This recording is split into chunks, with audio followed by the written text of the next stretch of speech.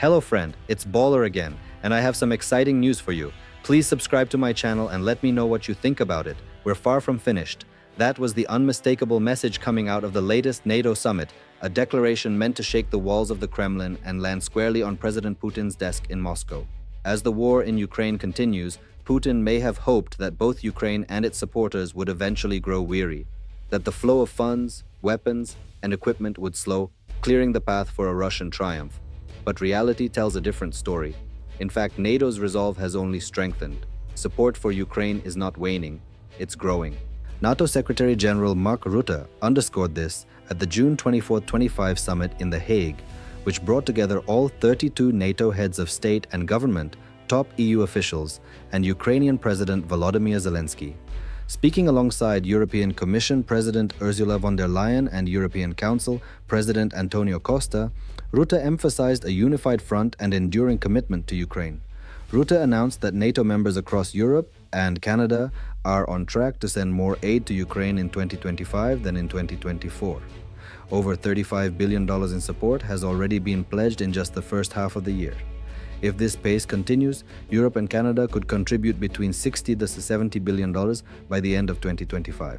When combined with US aid and support from other allies, this will have a decisive impact on Ukraine's ability to resist Russia's relentless assaults. But Rutte didn't stop there. He expressed full confidence that NATO's support would continue unwaveringly, both in military terms and when the time comes for peace. He made a direct statement aimed at Putin. Even if the war drags on, Ukraine will be so well equipped and fortified that Putin will never again be able to seize even a square mile or kilometer of Ukrainian land. Though Putin wasn't present, you can be certain he was listening, and likely seething. At this stage, the Russian president is all in. He's desperate to conquer as much of Ukraine as he can, clinging to a vision of legacy and greatness. For Putin, it's victory or collapse. With growing discontent among the oligarchs and a crumbling economy, Russia's military actions have become more aggressive as the Kremlin scrambles for territorial gains. But NATO's reinforced commitment only pushes Putin's hopes of victory further out of reach. The war is being prolonged by this support, increasing Russian casualties beyond 1 million already and inching Putin closer to the point where he must return to the negotiating table. President Zelensky thanked NATO for its steadfast support. He spoke about the power of unity that empowers Ukraine, supports families abroad, and helps Ukrainians at home survive. Zelensky thanked the alliance for air defense systems, new military aid packages, and for not just standing with Ukraine but doing so with strength. European Council President Antonio Costa added that Russia's invasion threatens global peace and international order. He cited Moscow's alliances with North Korea and Iran as evidence that Russia is not just a regional aggressor, it's a global threat. Costa highlighted the deepening ties between Putin and Kim Jong-un. North Korea has even sent troops to assist Russia on the front lines, with thousands reportedly killed or injured.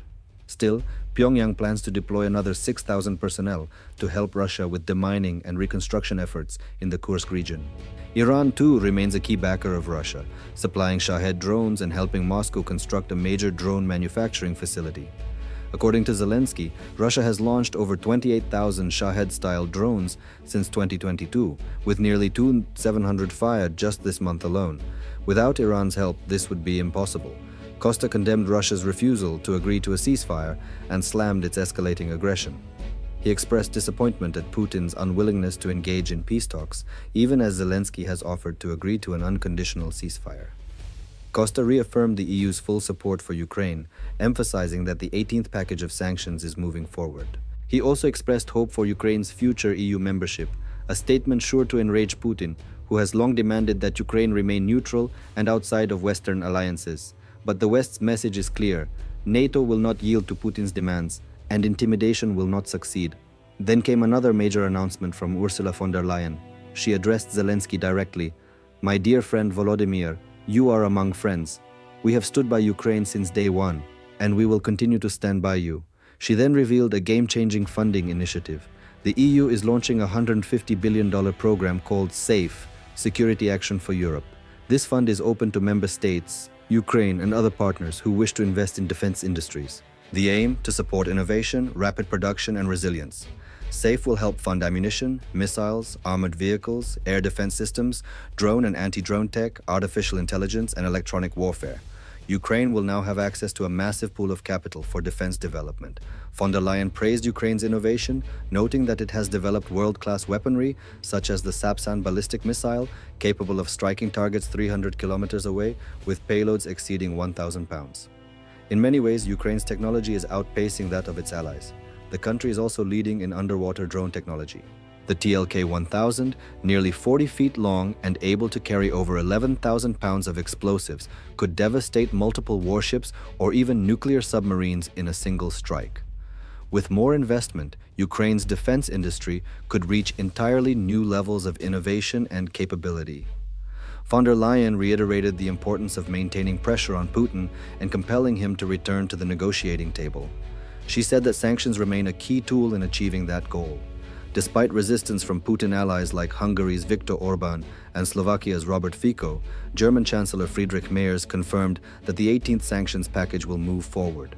He also called on the US to increase its pressure on Russia, insisting that there is no military solution to this conflict, only a diplomatic one. Until that solution is reached, the West must continue to bolster Ukraine's military and financial capabilities. This is more vital than ever as Russia escalates both its aggression and military buildup. Putin has set a goal of expanding his army to 1.5 million troops, the world's second largest. He's offering huge payouts to volunteers, coercing Central Asian migrants into enlistment, and just this April launched the biggest draft in years, calling up 160,000 men aged 18 to 30. Russia's defense budget has surged past 100 billion in 2024 and is projected to hit 197 billion in 2025, over 7% of its GDP. These staggering numbers highlight the Kremlin's desperation. This is not the quick war Putin once envisioned. He expected a rapid march to Kyiv and a victory parade. Instead, Ukraine fought back, fiercely and effectively.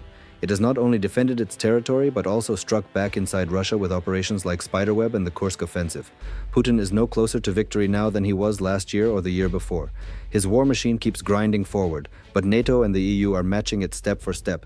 This is no longer just a war between two countries, it's a defining moment for the world's future. At the summit, Rutte warned that the NATO alliance must address not only the war in Ukraine, but also rising threats from the Middle East, expanding Russian influence in Africa, and the looming menace of North Korea. He urged NATO to prepare for multiple crises simultaneously, rather than focusing solely on one. When it comes to Ukraine, NATO's mission is clear: support Ukraine consistently and robustly so that when the time for real negotiations comes, be it in weeks, months, or even years, Ukraine enters those talks from a position of strength. That strength will be Ukraine's shield against any attempts by Putin to dictate terms. If NATO continues on this path, Ukraine will be in a position to negotiate a fair and lasting peace, not be forced to surrender to outrageous Russian demands. So while Russia builds its forces and ramps up spending, NATO is reinforcing Ukraine's defenses, raising the cost of aggression and making every inch of progress painfully slow for Putin. The only question that remains: when will Putin realize that this war is unwinnable and finally agree to real negotiations? To find out more, don't miss our video on Ukraine's latest defense innovations and our analysis of a successful strike on a vital Russian target. And don't forget to subscribe to stay informed with the most reliable and up-to-date reporting on global conflicts and political developments. Please support my channel with a small donation. It's not much for you, but for me it's an incentive to keep going and bring you important news. I've included a PayPal link to support my channel in the description for this video. Thank you.